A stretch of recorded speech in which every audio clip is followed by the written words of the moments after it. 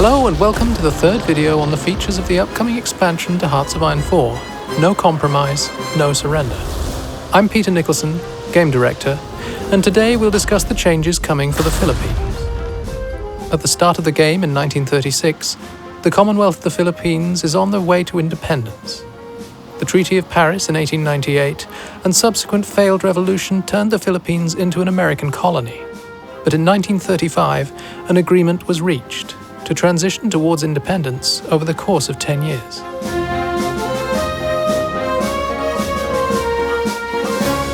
As we get into the game, the Great Depression is still crippling the economy of the United States, and this also extends to their colonies. The Philippines in particular has managed to stave off some of the downturn due to their strong trade, but they're far from an economic powerhouse. As you move down the economic focus tree, you'll start to recover your economy, turning depression into a pearl of the Orient Seas. However, to begin with, you'll need to decide if you want to align yourself with the USA or with the Empire of Japan. This choice will grant you different bonuses as well as equipment and MIOs belonging to the nation you choose. After this comes the first milestone of the economic tree.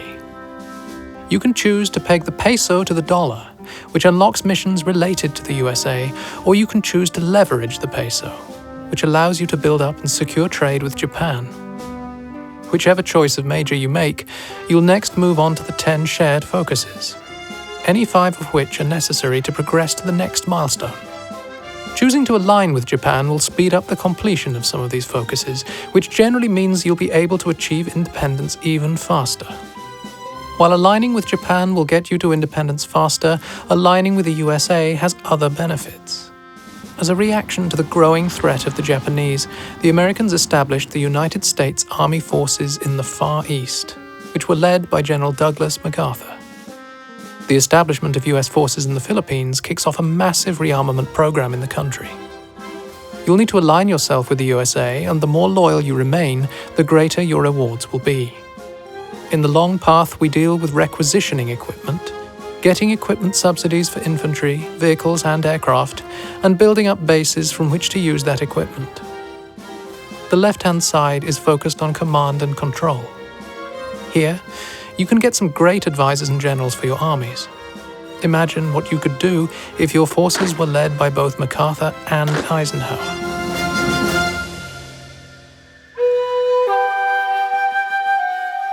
If a slow, peaceful solution to your independence is not your speed, you could try to rebuild the Sakdalistas. This gives you the opportunity to go down 2 different paths, with one being the slippery slope of fascism. You'll grow closer to the Japanese fascists and seek their support for the future. But first, you'll need to remove the democratic leader Manuel Quezon and use his death to spark a national crisis. Alternatively, you can reconcile with the Spanish.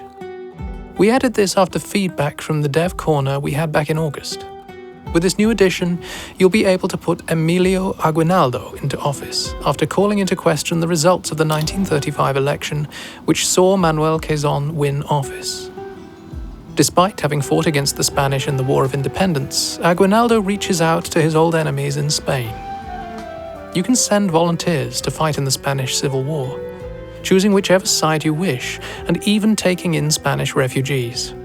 You'll then use your new Hispanic connections to forge new friendships throughout Central and South America. Whether you go with the fascists or the Spanish, the next step is a war of independence against the United States. This will almost certainly be a difficult conflict for the Philippines, but if you can hold out for a year or take the nearby US island bases, then you will have achieved your independence. So what shape will your newly independent country take? Both paths can choose to form the Second Philippine Republic, but if you took in the exiled Spanish royal family, you'll be able to establish the Kingdom of the Philippines, led by Juan III of Spain.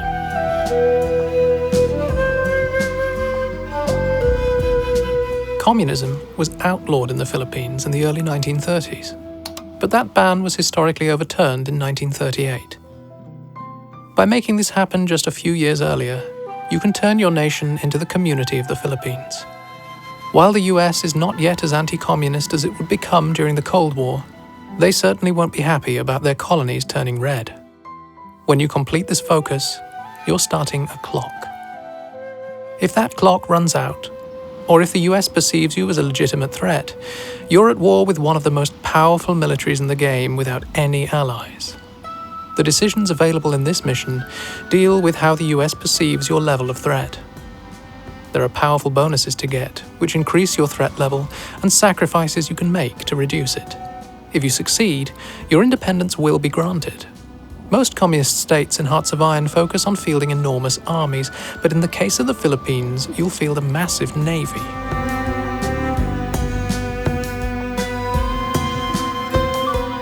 Regardless of how you achieve your independence, once you have it, it's time to take to the seas. You'll start by building up naval production.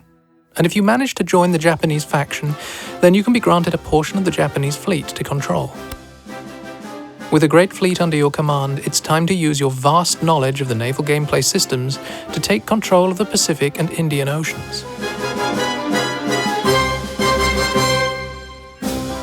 While the dream of a strong, independent Philippines is nice, that's not how World War II played out. You're likely to fall to a Japanese invasion. But that doesn't mean there's nothing you can do about it. We've added a small branch which is focused on Philippine resistance.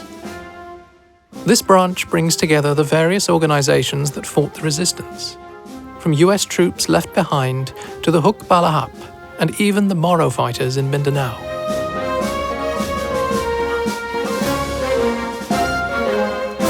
The National Defense Act stands as the gateway to most of the military branches.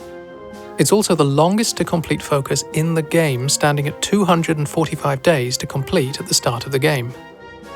However, as denoted by the stopwatch on the icon, this focus can have its completion time reduced, all the way down to 35 days, by taking milestone focuses in the economy branch. It's up to you when to start working on these, so that you can start improving your armies, which at the beginning of the game are, well, really quite terrible. This focus alone will turn your military around, so it's an important one to complete. Once you're finished, you can focus on building up your defenses around Manila and Bataan, improve the Philippine army spirit, and invest in a domestic air industry. But what about the Navy?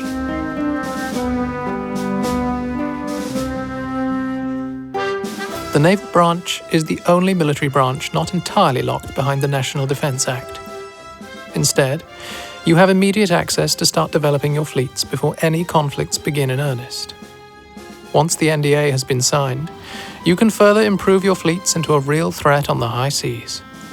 Many of you noticed the appearance of patrol boats in the Doctrines video. We've tried a lot of iterations on how best to implement these into the game, but in the end settled on using the new Doctrines system, which is coming with no compromise, no surrender. Under the naval section, in the screen's track, we've added a patrol boat sub-doctrine, which modifies your ships. The Philippines can utilize this sub-doctrine greatly, as they gain mastery and additional bonuses in the naval focus tree. Thank you so much for watching. All of this, along with new 3D models, equipment, advisors, generals, and admirals will be coming to Hearts of Iron 4 with the release of No Compromise, No Surrender on November 20th. Join us next time, when we'll take a look at the new features coming with the expansion, including the reworked factions system.